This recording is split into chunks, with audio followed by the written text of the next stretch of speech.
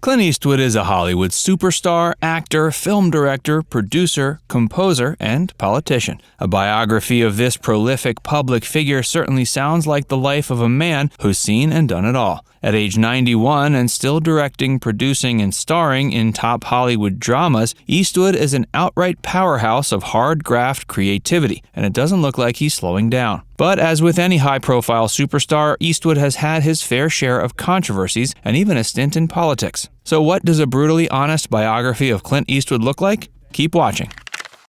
Clint Eastwood before the fame. Born May 31, 1930, Clint Eastwood spent much of his childhood on the move. His father, Clinton Eastwood Sr., traveled with his family looking for work across California during the Depression. The family, which included his mother Ruth and sister Jean, eventually settled in Piedmont. Eastwood graduated from high school in 1949 and took on a multitude of jobs, including a steel furnace stoker, hay baler, and truck driver. Clint Eastwood had dreams to follow his passion for music and eventually enroll in a university music program. This wasn't the path he followed, though, as at the age of 19, he was drafted into the U.S. Army. He served as a swimming instructor while stationed on the Monterey Peninsula at Fort Ord. In 1953, after 2 years in the force, Eastwood left and moved to L.A., where he signed up for classes at L.A. City College and earned money by working at a gas station.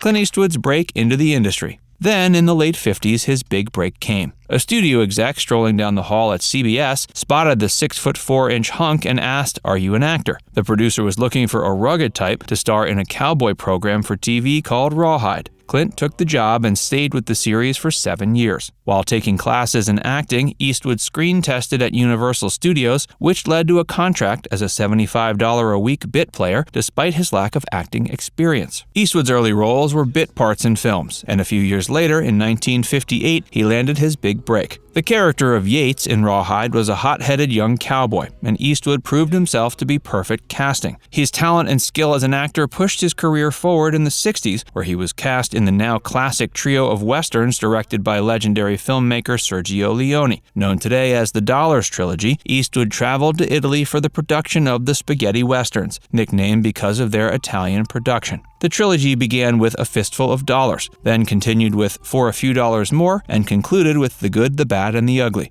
The Good, the Bad, and the Ugly is considered one of the 2 greatest westerns ever made. The other, Once Upon a Time in the West, starring Charles Bronson, was also directed by Leone and praised for its stunning cinematography, riveting story, and powerful score by Ennio Morricone. The Dollars trilogy quickly gained popularity, particularly in Europe, before growing its audience in America. The success was enough to turn Eastwood into an international star. Hey, if you're enjoying this video so far, be sure to give it a like and subscribe to Facts First for more. Now back to our brutally honest Clint Eastwood biography.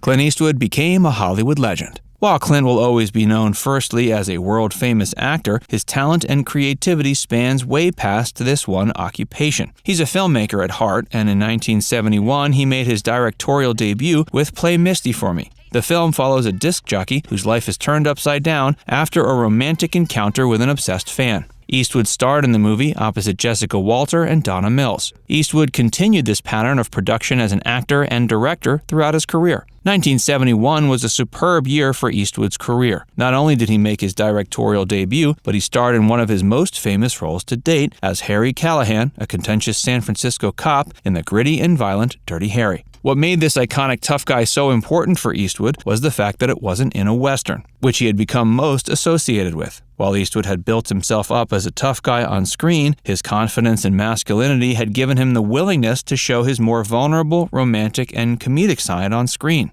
Eastwood is a lover of jazz, which translated to his abilities as a composer in several of his movies. He showed the world his comedic talents opposite Jeff Bridges in 1974's Thunderbolt and Lightfoot. He showed off his talents as a more realistic and reserved performer in Escape from Alcatraz, where he played real-life convict Frank Lee Morris. Having starred in so many westerns alongside the Dollars trilogy, there's High Plains Drifter, The Outlaw Josie Wales, 2 Mules for Sister Sarah, and many more, Eastwood took on the western genre again in 1992 with great acclaim. With Unforgiven, Eastwood showed his true skill as a filmmaker, directing, producing, and starring in a movie that was a beautiful deconstruction of the western genre. Unlike the typical westerns of the past, there are no real heroes in Unforgiven, with every character being morally compromised in some way. This includes the central character played by Eastwood and even the sheriff, Little Bill Daggett, played by Gene Hackman. Unforgiven earned the Academy Award for Best Picture and Best Director. It was here that Eastwood's career was no longer just as an actor who dabbled in directing, but a genuine filmmaker with a tremendous understanding of film as an art form. He continued with his acting-directing projects, including A Perfect World opposite Kevin Costner, The Bridges of Madison County opposite Meryl Streep, and Absolute Power opposite Ed Harris, Laura Linney, and re-teaming with Unforgiven co-star Gene Hackman.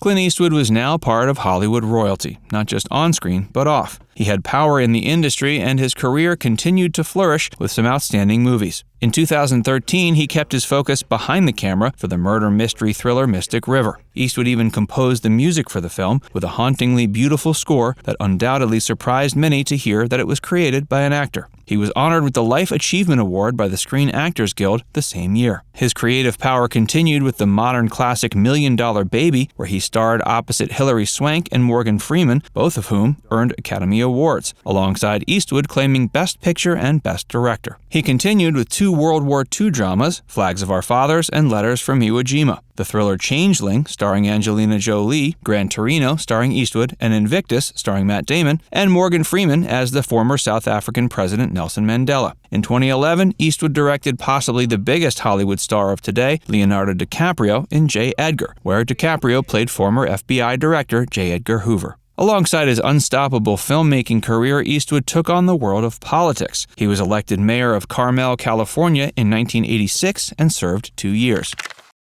Controversies around Clint Eastwood's love life. While Clint has continually proved himself as a powerhouse in Hollywood, his love life has been controversial. He's had 2 marriages alongside 7 children with 5 different women. 2 of his children were with his first wife, Maggie Johnson, a marriage that lasted 25 years. He also had a child with Roxanne Tunis in 1964 and 2 children with Jace Lee Reeves sometime in the 80s. He had a long-term relationship with actress Sandra Locke. He additionally had a relationship with actress Frances Fisher, who he starred opposite in Unforgiven. They had a daughter in 1993. Since '96, Eastwood has been married to Dina Ruiz, a woman 35 years his junior, with whom he has a daughter. Now it's time to hear from you. Is Eastwood's successful Hollywood career tainted by his controversial love life? Let us know your thoughts in the comment section below. And before you go, make sure you give this video a like and subscribe to Facts First for more. Click the bell icon to stay updated on all our latest content.